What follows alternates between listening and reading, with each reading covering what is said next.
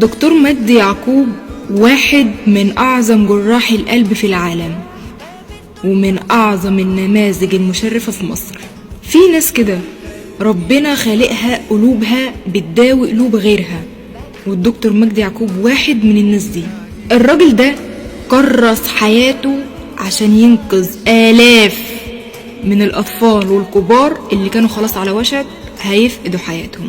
هو بيؤمن بأن العلم رسالة لخدمة البشرية، عشان كده عمل مؤسسة باسمه في أسوان تعالج الغلابة وتدي للناس أمل. كان يقدر يعيش برا مصر ويكمل نجاحه برا، لكن هو عارف إن أهل بلده محتاجينه، وقرر يوهب حياته وعلمه في خدمة المصريين.